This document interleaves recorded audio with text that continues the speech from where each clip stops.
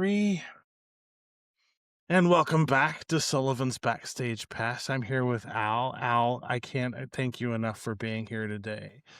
It's my pleasure. And it was great to see you last night at the show. That was a lot of fun. So, one of the things that I love about blues artists in general is that you get to go on a journey in these smaller performances. And what I mean by that is that you talk about your songs and you talk about where they come from, and just that added dynamic that I really appreciate about your live performance. Is that something you've sort of always done, or is that something you've picked up along the way? You know, I suppose I've always done it to a greater or a lesser extent. There's some schools of thought that are, just plow through, let the music speak for itself. But especially when you narrow it down to a more intimate venue,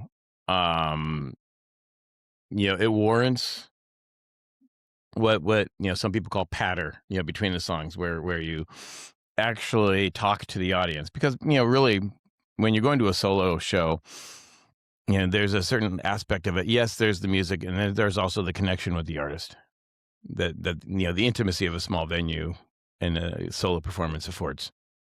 And one of the things I appreciate about you is that you can tell that music is in every ounce of your being. Like, what was your first experience with music? How did music just enter your life in general? Well, it came through my oldest brother, Paul, and my mom. My mom used to listen to the radio all the time when she was around the house. And this was in Los Angeles. The radio station was KMPC AM. And as far as I can remember, there was a lot of they played a lot of Tin Pan Alley kind of standards, things like that. And although, I didn't listen to that music thinking, oh, this is really cool, it makes its way into your subconscious if it's one of your earliest experiences of music. Then my brother Paul, came home with an 8-track tape of this landmark album called Switched on Bach. I don't know if you're familiar with it, but No. It was one of the first people ever to use a Moog synthesizer.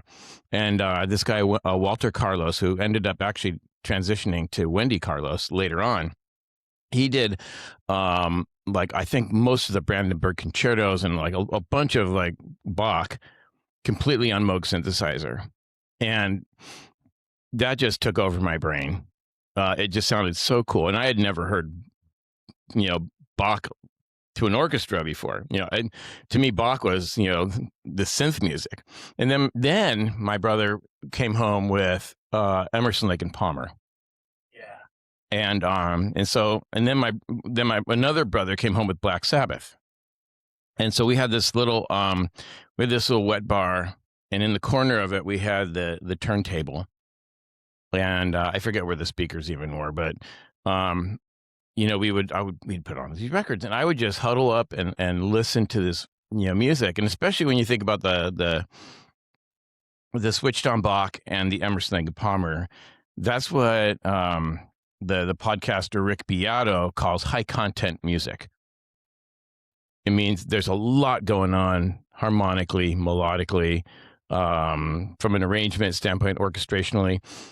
And that made its way into my brain at a very, very early age. And I would listen to that. I mean, I could listen to any of those albums now, and I know them song by song, note for note, nuance by nuance. I understand that music so deeply because I listened to it over and over again. And then I got the heaviness of Paranoid by Black Sabbath. And I mean, say no more. I mean, that's, Ozzy and Geezer and Tony Iommi and Bill Ward, I mean, the heaviest of the heavies. And as I started to go into, the later grades, and I started to experience emotions of anger and alienation and isolation, Ozzy was my friend, and I was listening to Sabbath, Bloody Sabbath, having a mental pity party, and it was beautiful. I mean, I just And so, there was a mix of that. Later on, then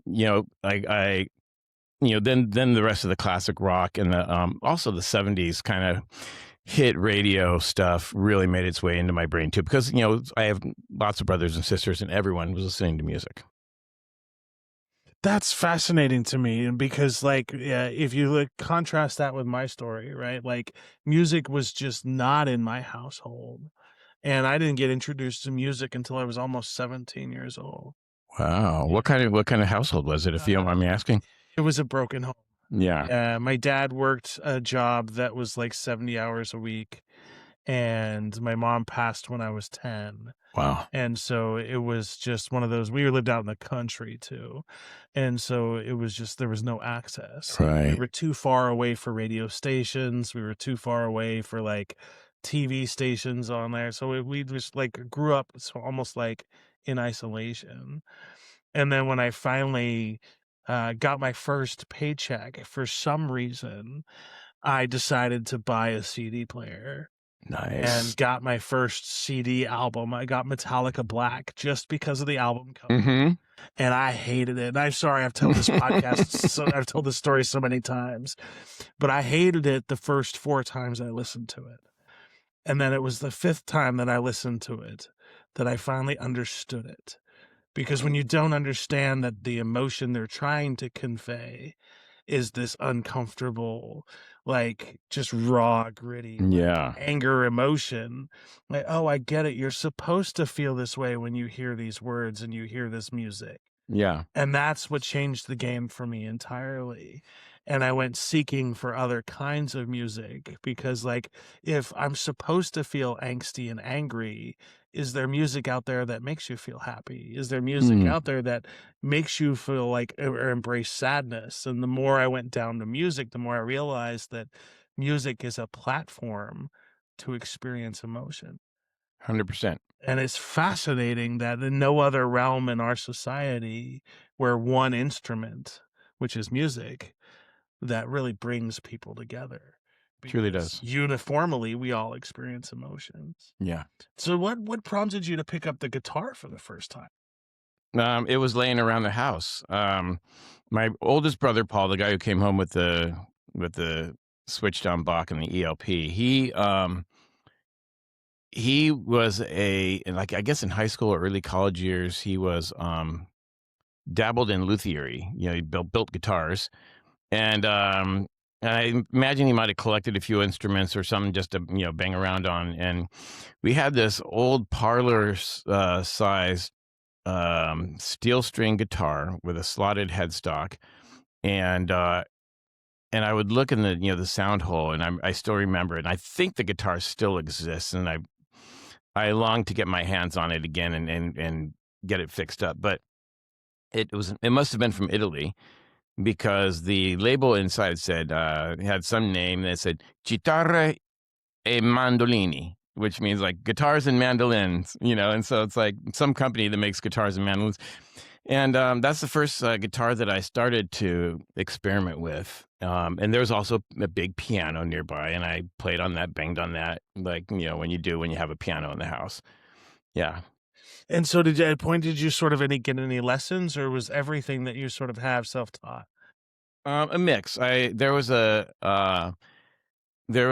lady, a guitar teacher who lived a few blocks away. She also led the folk group at the church that I went to, St. Elizabeth's in Van Nuys, California. Her name was Diane Olson. I think she later became known as Diane Zadroga. And she was great. She started us out on like some simple church music that we all kind of knew from church, but she also charted out things like the Doobie Brothers and even Steely Dan. And so as I progressed on my trajectory with her, um, I was playing things like, off Asia. I was playing like Black Cow and stuff like that. And so then after that kind of ran its course, or maybe during with some overlap, I would do this thing where I had this little, radio with a little cassette player on it. which is my musical lifeline when I was, like a high schooler or a middle school, late schooler in my room. I just listened to any of the excuse me, classic rock stations that played in LA, KLOS, KMET, K West, and KROQ, and I would just play them. And I'd sit there with my guitar, and by this time I had a better guitar. It was a Sigma steel string. Looked like it was kind of a Martin knockoff. And I would play everything that I heard on the radio. And my goal was to be able to play the song by the time it ended. And I did that over and over and over. I don't know how long I did that for. But, as a result, I was able to anticipate chord changes. I was able to quickly dial in what was happening, and I began to understand songs and songwriting without even trying because I was playing songs on the fly. Yeah. And then so you're picking up this guitar lessons and like you're picking on the piano. At what point did you start like acknowledging that you're really picking this up? Like I'm pretty good at this. You know, I'll jokingly say I'll jokingly say never. Cuz I always, I mean, yeah, I've been playing all my life by this time, but I still look up to, people that I know as like, "Oh my god, this guy is playing me under the table." I mean, he's really good players around here.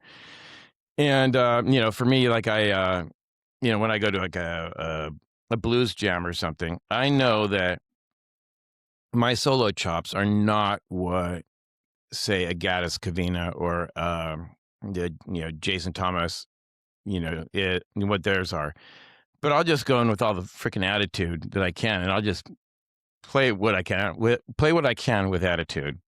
And I suppose when I was in high school and I started to be able to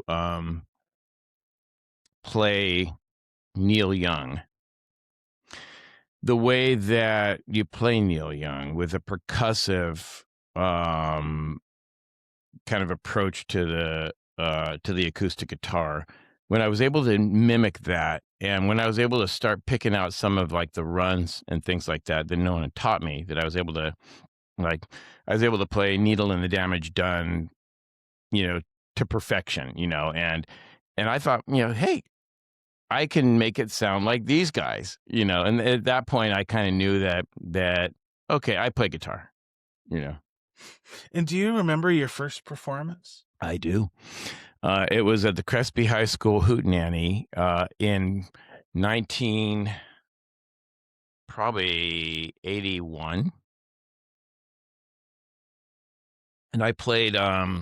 It was a high school concert where everyone who had a band, a solo artist, anyone could volunteer and do their thing. And I had this black silk smoking jacket that I stole out of the family costume bin.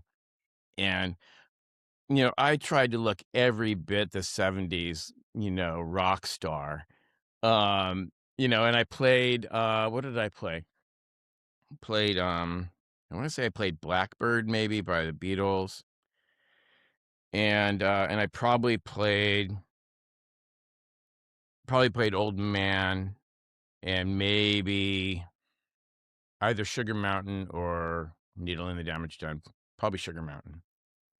And I like that you chose songs that like aren't the mainstream, because like we were kind of talking a little bit last night about some artists that just play the top 40 and that's all they play. Yeah. I like those deeper cuts.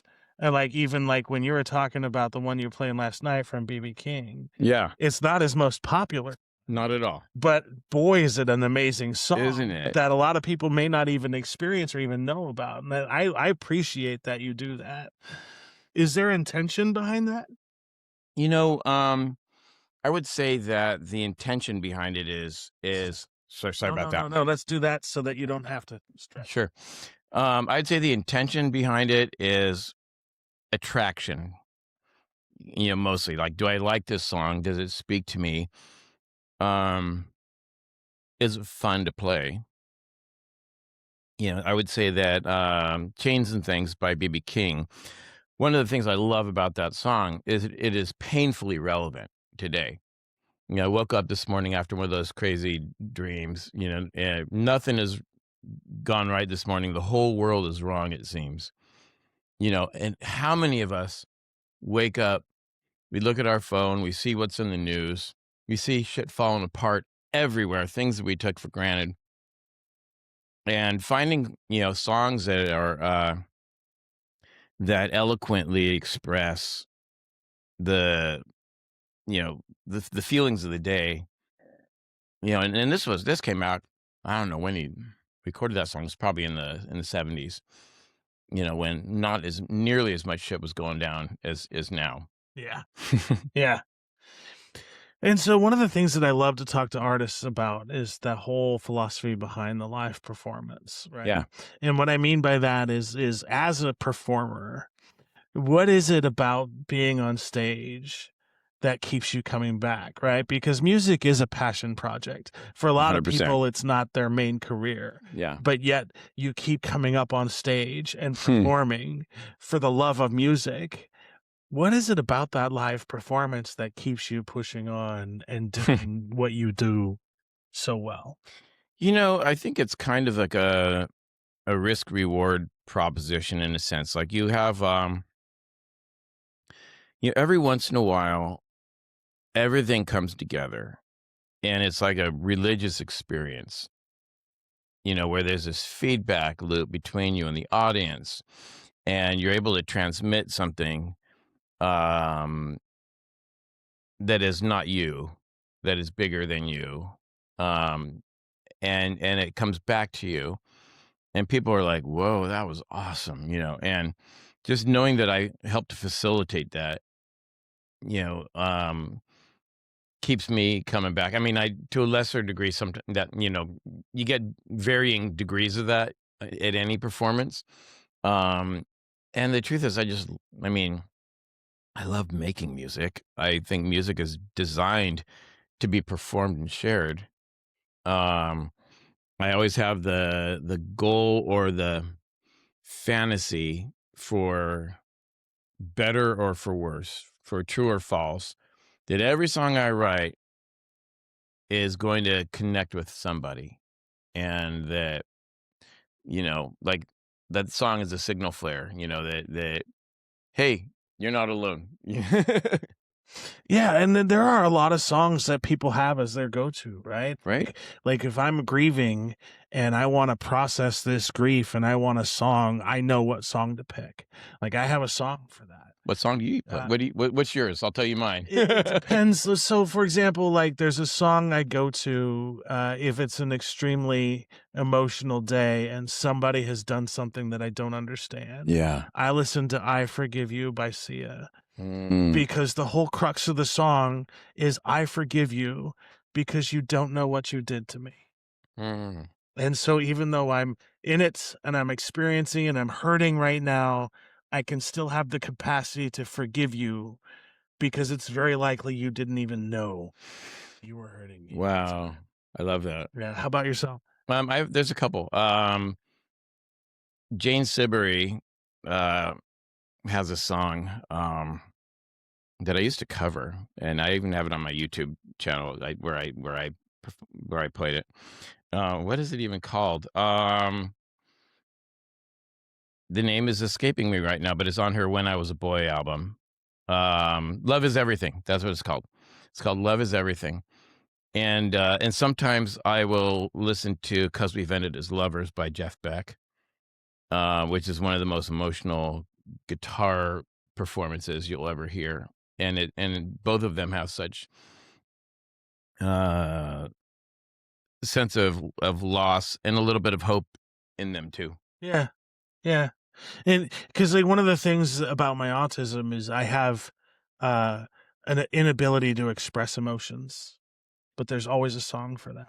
Mm. And so when people I'm in relationships with, if I need to communicate that I'm having a hard time, but I can't really talk about what's going on, I can find a song and say, "Hey, this is what I'm up to today." Yeah. And to use music to communicate things that your brain doesn't allow you to communicate is one of those rare gifts that I never take for granted, Yeah. because music is one of those universally accepting things. They don't care who you are. They don't care about your religion. They don't care about your race, your creed, whatever it is. Music welcomes you. Yeah. And that's one of the beautiful things about music. And one of the things that I always tell people with disabilities is like, go to a concert, go to a local concert, and you will find that the musicians and the people that are at those concerts tend to be more welcoming and accepting outside of any other places that I know. Because, Yeah. and I think that's just the music, you know? 100%. The other night, it was a few, probably last month sometime. I live in Milwaukee, and I had to get out for the night. I think my wife was like, "If you don't get out of the house, you just get out of here. You need to get out of here." And I had no, it was so last minute. I didn't know what I was going to do, but I really wanted to see some music, and so I went to Arrivederci, which is this kind of Italian restaurant slash wine bar slash mostly jazz venue. They have a lot of live music, and I thought, I've always wanted to go in there. I got to try their food, and there was a, oh gosh, I'm forgetting his name now, but um, a kind of a Cuban artist, and he's a conga player, and he had a jazz band, really good jazz band. He had this African guy on drums. He had a horn section, and I sidled up to the bar, and I'm, grabbing a bite, and I'm talking to this lady next to me, and and I just kind of mentioned to her, "Oh, when I hear this kind of thing, I just would kill for a pair of claves," And this lady, turns out she's the wife of the guy who's the band leader. She gets up then and there, goes over and to a percussion bag, pulls out a really nice set of claves. And for those who don't know what claves are, they're a couple of hardwood sticks about like, maybe this long and this big around, Um, and when you hit them, they go "Kek, kek, kek, kek, kek, kek, kek, kek," that kind of sound. And she's like, "Okay, you know, when you play these, don't." I forget what her instruction was. It's like, I've been listening to this stuff all my life. Okay, and sure enough, I just like I'm there with my whiskey, and I'm like, "Kek, kek, kek, kek, kek, kek," and she's like, kind of giving me the nod, and and it was just, I mean, I didn't ask for that. I just mentioned it, but like, the cosmos through this lady, the love of music delivered these nice claves into my hand in the middle of this Cuban jazz concert. Which is a beautiful thing. Yeah, It's so amazing. it was 100% awesome. And so something else I love to ask musicians, it's from the venue perspective. Yeah. Uh, it because one of the things I like to stress to venues that listen to the show is that sometimes you want to take a step back and listen to your musicians. And the Mhm. reason I say this is, as a musician, what is there something you would like to see from a venue that helps you create better music? It helps me create better music. Yeah, Yeah. because I want the venue to be supportive, because if you sound Hmm. amazing, it's better for you, but it's also better for the venue. Yeah. And so what is something in your mind that venues could have that makes it easier for you to play your best? You know, um, there's a couple things. I mean, a good sound system is great. Everyone knows that. Um, but I would also say intention, where the artist isn't just background music. Um, if the venue goes out of its own way to create community um, around what it offers, I think that draws people into. I've one of my earliest experiences, Shawn, that kind of cemented my wanting to, to do this. Back in the 1990s, um, when I was just starting to really take singing, songwriting, singer songwriting, songmanship, uh, seriously, there was this little place in North Hollywood called the Iguana Cafe. Um, and they had a Sunday night open mic. And it was the scene of scenes, the level of talent and artistry that showed up week after week there. The guy Tom Ianello who ran it would he'd book from the open mics, he booked the different performers every few months or whatever, and we'd all make our postcards and send them out. We'd show up to each other's shows, and we'd go to these open mics, and we'd all try to outdo each other, which was the best thing. I mean, we all were greatly supported. We'd all go to each other's shows. We um, supported each other, but we were also this artistic competition that came from this scene. So if you can create a scene, yeah, I mean, this scene's helped to spawn Dan Byrne, if you know who he is. He's I mean, he was there on those open mics, before anyone knew who he was. I mean, he started to break in L.A. around that time because he was just rising to the top, But there were some other people who were just as good as he was who didn't quite break out.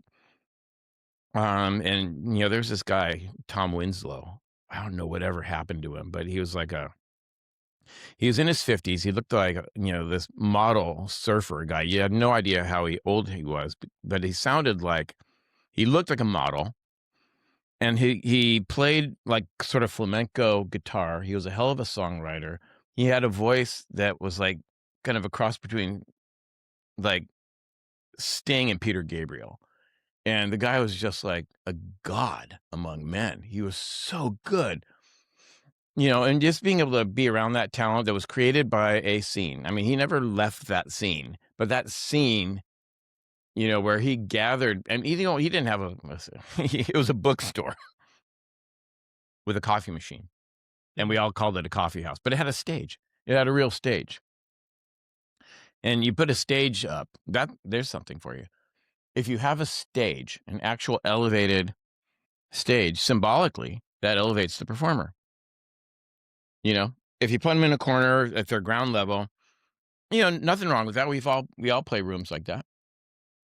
But if you actually put a platform up there, I think there's that's saying something. Yeah. You're devoting space to it physically. And there's also a kind of a psychology behind it. Like, because if you're going into a space and the band is tucked away in the side and it's sort of like background noise, your brain is going to react as an audience member as if they're background noise Yeah. because they're not worthy of a stage, even though they probably are. Because anybody that's show ready, that is ready to perform and takes to perform, I say they deserve the stage. And so if you have that stage, Yeah. it sort of sets the tone for the night because now I'm going to pay a little more attention because they have this space Yeah. that is dedicated just to the music. I appreciate that. Yeah. And then in terms of like your creativity, right? Because the other thing I love to talk to musicians about is the Muse, Mhm. because you have some pretty cool songs Thank you. that are really touching on real stuff, And so I'm also a firm believer that the Muse is a living, breathing thing, Yeah. and you never know when she's going to visit you. So when the Muse visits you, how do you capture that? Do you write it down? Do you have like a recording device? What is it that you use to sort of capture those moments? Yeah, I use my iPhone. If it's a lyrical idea, which I get not infrequently, I'll just go into my notes, my little yellow note application, and I'll jot down the lines that are there. If it's a melody, I'll find some place where I can just hit the voice memo thing and record it. And I know there are other writers who do the same thing, but it's a great tool to have. You don't have to have a notebook and a pen. You always got your freaking phone.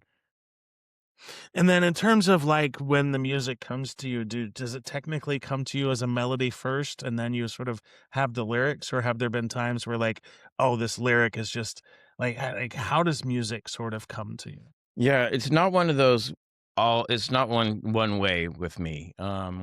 It can come, it can come so many different ways, Sean. I would say that most often it's a lyrical idea, a turn of a phrase or an idea, an abstract thought that I think, yeah, that could be a clever kind of story in a song. Um, Occasionally, it's like a deep feeling where I just happen to be emoting while I have my guitar, and then something will come out. Other times I'll just be humming to myself or feeling something, and you know, a melody just comes out, and I'll record it, on my phone, and later on I'll get to it. It can come really any way, and then once it comes and it's time to flesh it out. I mean, like my daughter, who is 11 years old, listens to a lot of interesting music for what she's up to in life. Um, you know, she said, "Dad, I want you to write me a I want you to write a pop song." And, pop to me lives differently than pop to her. Pop to me is like, oh, when I think of pop, I think of the freaking Carpenters. That's how old I am. Captain and Tennille. You know, um, but to her, pop is Taylor Swift or Sabrina Carpenter or someone like that. Um, Back in the early aughts, I think I was working with this guy and I was playing something for him and he said, "That sounds like a boy band song." And this was when boy bands were still the thing. And so I wrote a boy band song with him, and based on something that I'd done when I went through a Christian music phase. And and I converted it to a boy band song with him. And so like I told my daughter I would write that song. And I just said to her, I just need one thing. I need a launch point. Give me a title or give me a subject or give me a reference point from another artist and I'm off to the races. I'll do it for you. And I think every artist can, well, no, I'm not every artist. I know that I can pull the muse out of nowhere. I really can. The muse for me, um there's a there's an author, I can't forget her name. I can't remember her name right now, but she wrote this book called Finding the Mother Tree, and it's a really amazing book, and it talks about how fungal networks run through the bottom of the forest floor, and they connect the roots of all these trees. And it's the forest's nervous system because through these mycorrhizal pathways in the forest, the trees actually communicate with each other. And if you go into an old forest, they're everywhere, and I see musical concepts, right? It's almost like you could just reach into the ground and grab one. I mean, they're everywhere. It's not like they're scarce. They are literally everywhere. I was just thinking about this thought the other day, Sean, and I was thinking, okay, I can connect. I just thought, because I was anticipating our conversation. I knew you'd be asking me something about songwriting, so I'm just kind of musing to myself. Yeah. Car crash, love at first sight. Do those two have, what do those have to do with each other? Yeah, and then I thought, oh, I could write a song about somebody who gets in a car crash, and you know, the gal that he hits, uh, as somebody that he's really kind of glad he hit her car, and that's pretty nuts when you think about it. But that would be a story, that would be a song that you'd latch onto. 100%. That's fascinating. So yeah, you can connect any two concepts that way. And then once you get that idea and you're sort of thinking about putting it onto an album, what's your creative process once Mm. you have that song? Do you prefer to like record it in sections? Do you prefer to like, get people together to record it as like one Well, band song, if you will? Or does it kind of depend? it's been a long time since I've been in the studio. I would love to get in there and do another album because I've got the material for it. But the way I would, pardon me, Good. the way I would approach it now, I would work it out with a bass player and a drummer. This is how I did it before when I worked with Doug Messenger down in L.A. He was Van Morrison's band leader back in the 70s and has his own his own studio. Excuse me, bronchitis moment. Cough drop. All right, man, I'm really vulnerable here. It's all human good. human moment here. Anyway, we brought in the bass player and drummer, who I hired from this other guy's band, who I just absolutely loved. I don't know if you know who Peter Himmelman is, but he's a singer-songwriter out of Minneapolis, and his band had moved here. He was still there. But I got these guys, and and I was wide-eyed about the whole process. But he said, "Okay, just go in with a scratch vocal and just do the the guitar and the bass and drums with these guys, and then we'll do overdub from there." I would do the same thing this time, where you pick out the songs in advance, you work them out with the bass player and the drummer, and then you would I mean, you could do it all live if you're a really well rehearsed band. You could just throw up a couple mics and maybe some sound baffles to isolate the various so you don't get so much bleed. But there's so many different ways you could do it. I mean, in the 50s, they would just put one mic in a room and everyone would play, and we're still listening to the same shit. Yeah. But but you get the bass player and the drummer, you get the rhythm tracks, you have their scratch guitars, scratch vocal, and then you do your overdubs after that. You normally would do your rhythm guitar over that, and maybe then you might do your lead vocal and your harmonies. Then you would overdub your lead guitars and keyboards. That's probably how I would approach it, or something like that. Because I know it's just one of those things where it's unique based on the different artists, Yeah, and it's such a cool experience.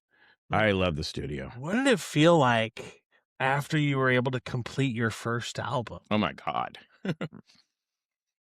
It took years to finish it. I was working Doug's studio recorded some pretty big albums. He had a 24 track 2-inch tape deck. Wow, that's There was only 70 or so of this model made. It was called a Stevens, and they were the best of the best tape machines. This one had actually been in the producer's studio, which recorded Gaucho by Steely Dan, and I think maybe Asia.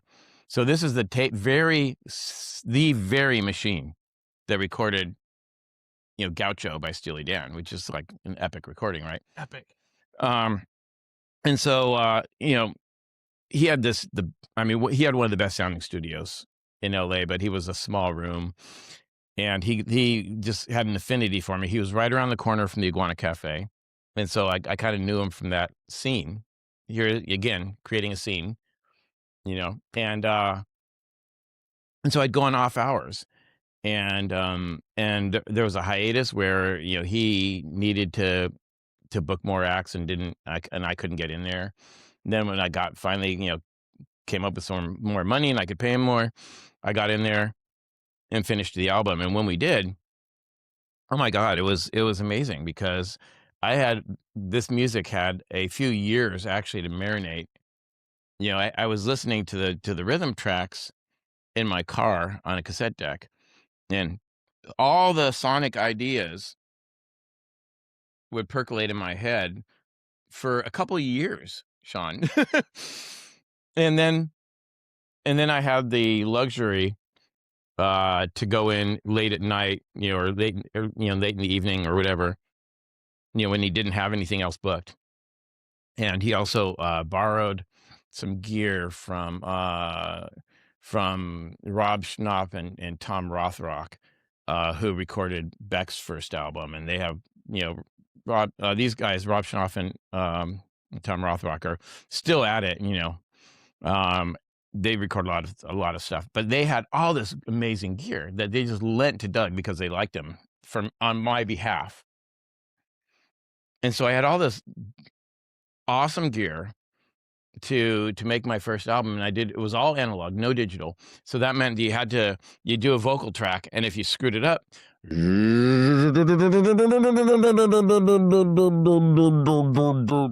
right there, okay, sing until punch it in, punch it out, and you had all the inspiration, what was it, the perspiration, the exasperation, and then finally the inspiration.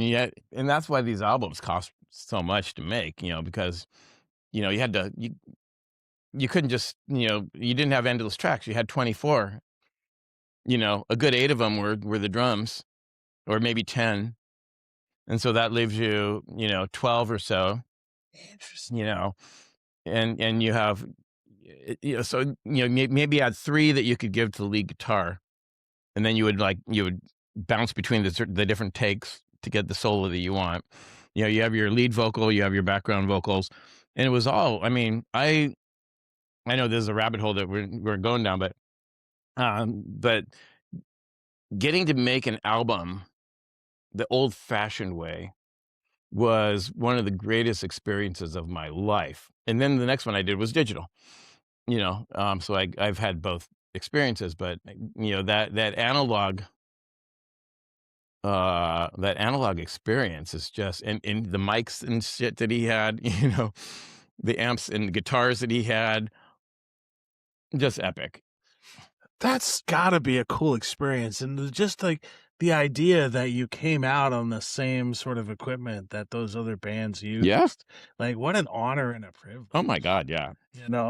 And I don't think a lot of people understand, and I firmly believe that musical venues and recording studios have memory. I think so. And Yeah. it translates into the next performance.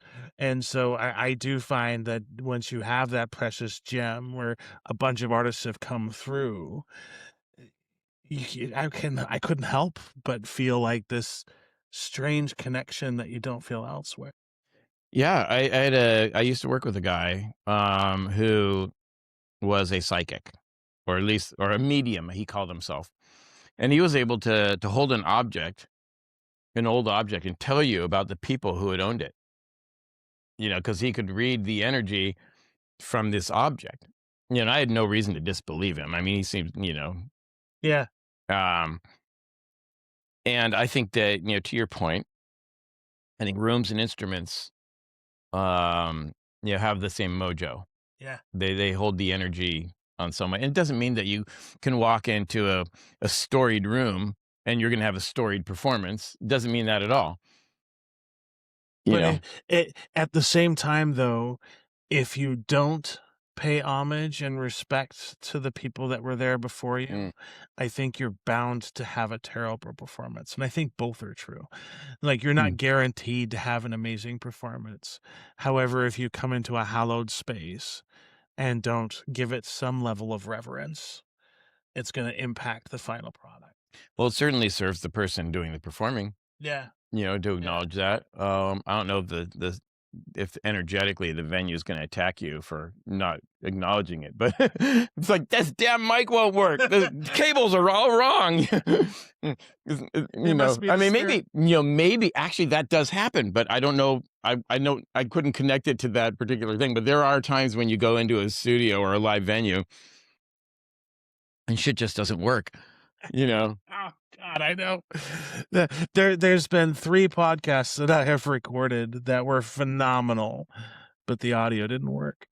And I didn't realize it until the end. And 2 of them I have not been able to re-record, and I felt like I missed out on an opportunity there. But you can set things up the exact same way, and then come back the next day and not touch anything. Yeah. and one of your microphones doesn't work.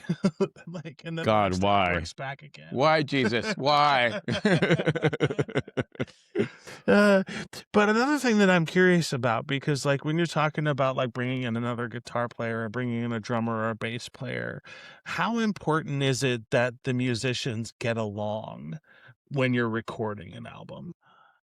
Um, it's very important. I mean, yeah, if you listen to the greats, and I'm aging myself a little bit, but you turn the wheels back of time a little bit, and you look to the golden age of American modern music, and you have like the Wrecking Crew, and you have the Immediate Family in those guys, like Danny Korchmar, playing with Lee Sklar, or you have Hal Blaine playing with Carol Kay, and all these people, and Tommy Tedesco. These are people who knew each other and they vibed with each other. They had each other's groove, and um yeah, and even going past that, the LA Express and all these storied studio gangs that they were loosely connected. I mean, they weren't like they are necessarily a band, but they found themselves in the same sessions with each other a lot because they were all first call people. But they all just, I mean, you when you hear interviews with them, their affinity, their respect for each other is very apparent, and and you can just tell they get along famously, because when you make music together, I mean, it's a cliche, but oh yeah, when you're in the pocket, it's like sex. They say that. You know, um, there is, when you are in the pocket, there's something that you're creating that is bigger than what each person is putting in. And when you have done that and everyone feels it, uh, it's a mystical thing. And if you do that enough with people, I mean, there are other things that can tear people apart. I mean, like look at the Beatles. They obviously had that experience many times, I'm sure. But look at you two. They've been together forever. Longer than anybody. They're like the Simpsons of rock and roll. Yeah. They just, they are the band what won't die. But they don't hate each other. They love each other. It's clear. They don't have to do it. They don't have to keep getting together, but it's fun. You get like Alex Lifeson and Geddy Lee. Even though Neil Peart died, they still can't help it. They still got to get together and make music. And now they found another drummer, and Rush is reborn. And then in terms of like the music itself, Yeah, what was it about the blues that called to you? I'll tell you. Um, I thought about this quite a bit, and there's a few key things. But as a songwriter, as a lyricist, my lens on the blues is a little sharper than other lenses, I think, because I have to evaluate lyrics. A lot of people don't really listen to the lyrics and or the story they tell. And but what I can connect with all the blues, there's love songs, there are celebrations of bad choices, there are blatantly sexist things that you know I mean, I don't know if I would want Muddy Waters to even walk into my house, you know, there's all kinds of things, but what ties them all together, Shawn, is this theme. No one ever talks about resilience. Survival. Yeah. Yeah, no, there's no dead singer singing a song. There's no dead writer who's writing the story. It's like, okay, you know, if nothing else, I lived to tell this story. Even if it's, I mean, a lot of my songs have a fictional aspect of it, and I imagine most of the ones we like have that too. But it's like, you know, there's lots of great songs about bad choices, right?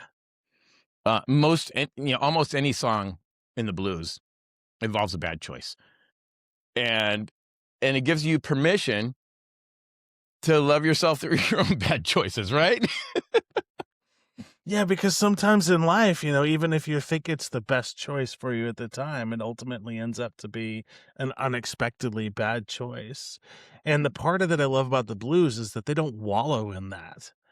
It's usually a song about how they survived and how they're not going to do it again, Yeah, which is different. it could definitely be that. I think that another thing I really love about the blues is that it has some guardrails.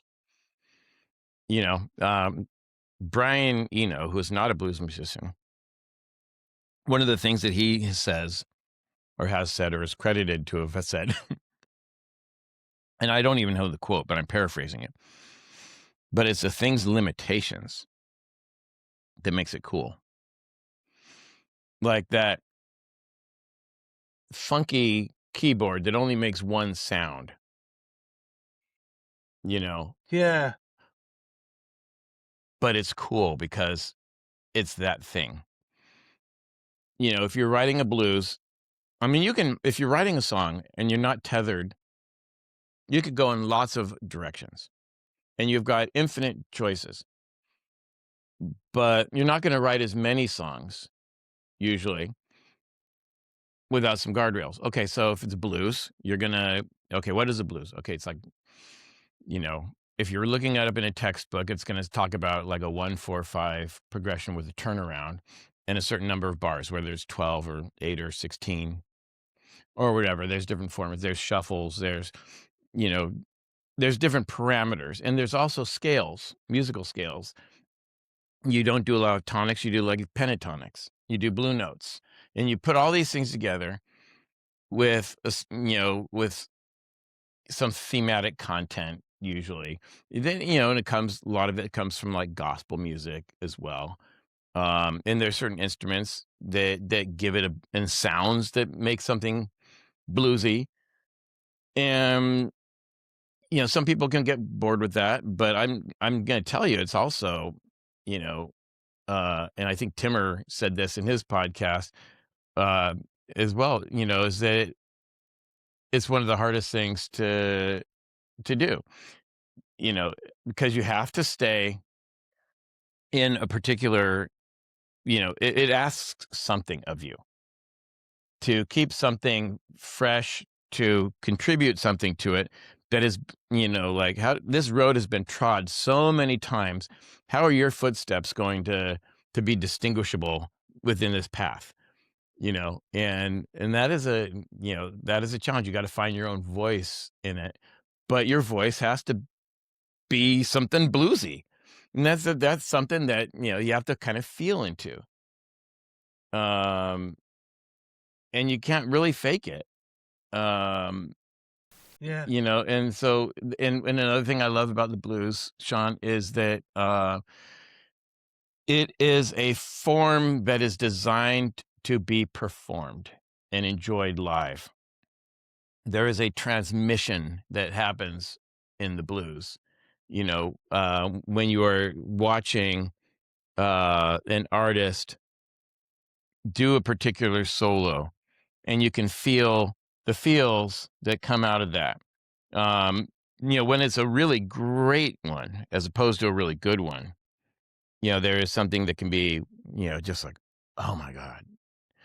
Um, and blues has this commitment uh, to performance excellence that is just lacking elsewhere in music. Another thing I love about it is that you, it is you don't have to be young to be relevant in the blues.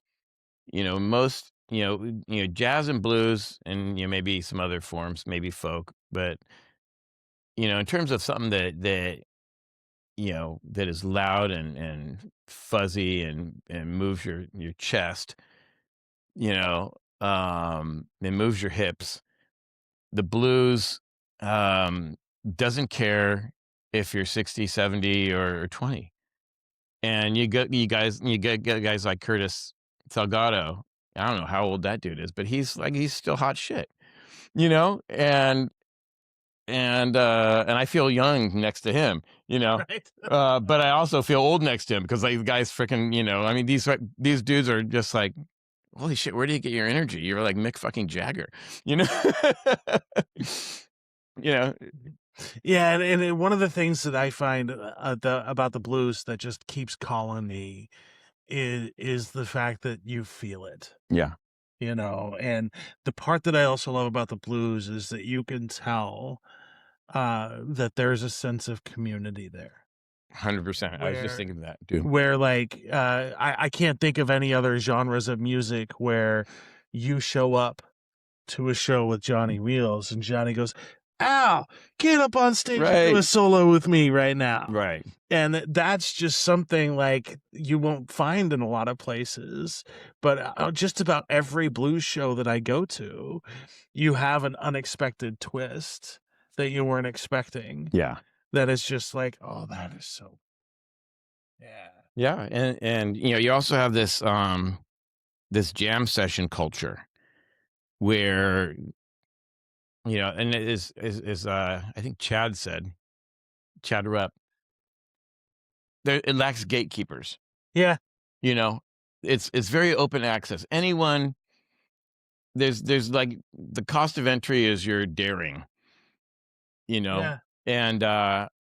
and hopefully, what's happening there. This is the case with me. It calls me to play my best, to be my best, because other people are bringing it too, and it's okay to go up there and and not have the best night or whatever.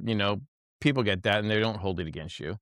But there's this spirit of we're all trying to, every time you get up there with another set of folks, you're always, trying to create something cool.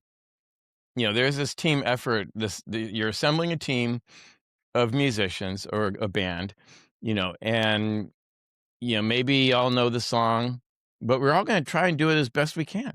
There's this there's this collective effort towards excellence, hopefully. No, and I see it. I see it 100%. And then one of the things though too that I like to talk to musicians about, in terms of like the live performance piece, how much attention do you pay to volume? um, that's a good question. I have at times just nailed it, and there's been times when I've been told to turn down. Not gonna lie. Um, but I do pay attention to it. I think it's really important. Um, I think that what deserves, if I could pivot off that a little bit, I think what the conversation that needs to be had even more is dynamics. Okay, tell me more. Yeah. So, and this plays into volume, but you get a bunch of folks on a stage, each one with their instrument. Maybe they've been playing together for a while, maybe they haven't, maybe it's a new assembly, but they're playing a song, knowing when to lay back, knowing what kind of part to play to give space to another musician's part. Like for instance, if we're playing guitar and I'm playing an A9, in the fifth position, um, you could play the A9 in the fifth position, but why?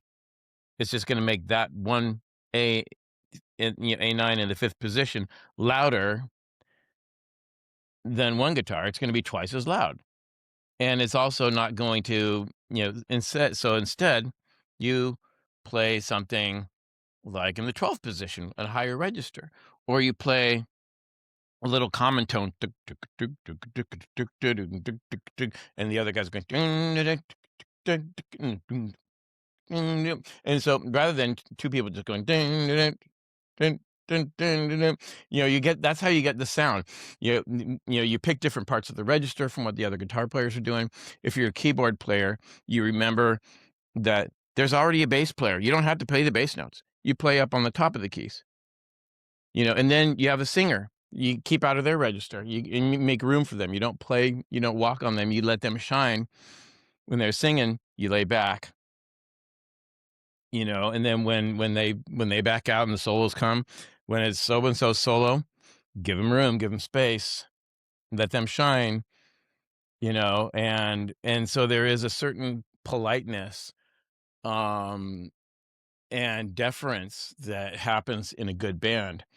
I remember this one time when I was playing with, I think it was Bob Mizrahi on guitar and maybe Kit on guitar. No, there's just me and him, and I forget who was playing. We played Hoochie Coochie Man, and for some reason we put so much space in it that it was sublime. It was just freaking sublime. And you've heard that song umpteen times. All of us who come to the jam session play the same shit over and over again anyway. So it's like, okay, here comes Al. Is it going to be Statesboro Blues again, or is it going to be the throw?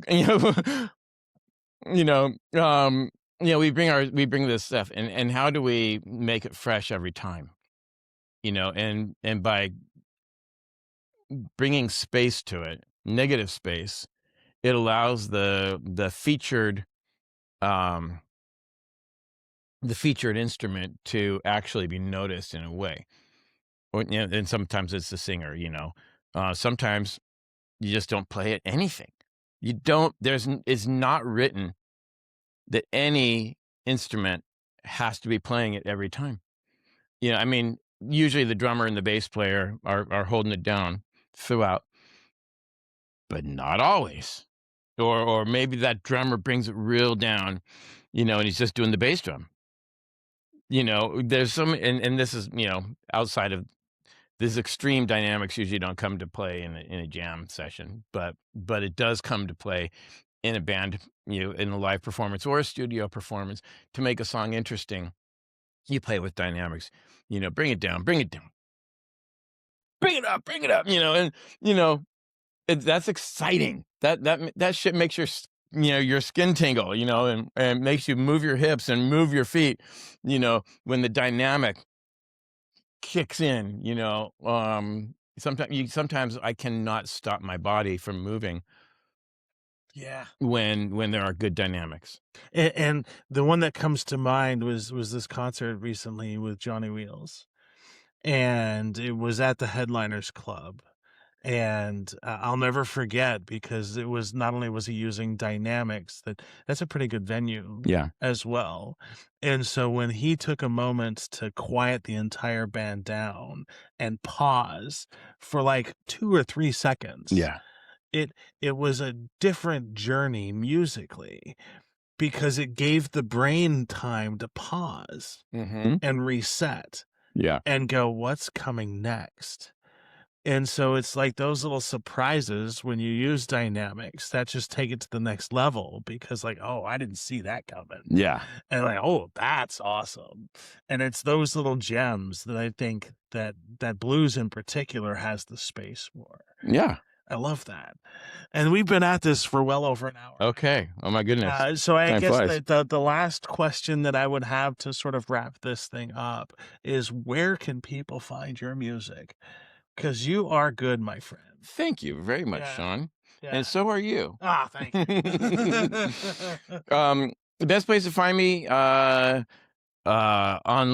would be my Facebook page, Al Polito's Music. Al Polito's Music on Facebook. I have a bi-monthly songwriter showcase with its own Facebook page. It's called Songwriters on the Edge, where I bring in a couple of different artists. This in April, on April 3rd at the Covert Cafe, we've got Taylor Newville and JT Thomas. It's our 1-year anniversary of that showcase. JT is so amazing. Oh yeah, he was there for the first one, and Josh McCoskey as well for the first one. So find me on Facebook, Al Polito's Music or Songwriters on the Edge, yeah, that's the best way to find me. And do you have any shows coming up? April 3rd at the Covert Cafe is the next one I have booked. I do that every other first Friday. Yeah. So the next one after that will be in June, I guess. But I'll probably get something else going on between. I could have picked up a gig this afternoon. Right now, I got called, but I had to let it go. Sorry. No, no, no. I really wanted to be here. So, but those gigs come. Sometimes quickly, sometimes. And I'm also working on getting a band together, and once that project has wings. I'm excited. Yeah.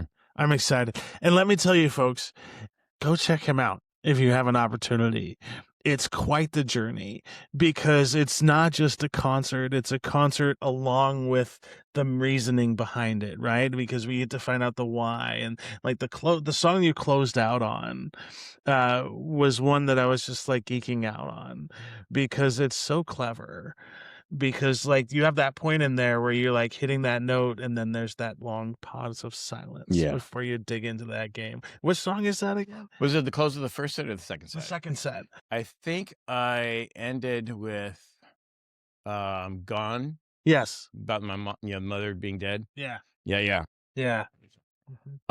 Yeah, that song, Gone, Gone, Gone, one of my favorite songs. And what was I gonna say? You can also find me on Apple Music if you and Spotify. I have my Spotify jukebox linked, and it's not so much blues music, but stuff I did before, but includes some of that stuff that I recorded with Doug. It's linked to my music page on Facebook, and again, if you search on Apple Music for Al Polito, you should find a couple of my CDs there too. Well, Al, thank you so much. Thank you, Shawn. And I'll end the podcast the way I always end the podcast, folks. Be kind. We all live on the same planet. We breathe the same air, and this place would just be a little bit better if we treated everybody with a little kindness and respect. Al, thank you so much. Thank you.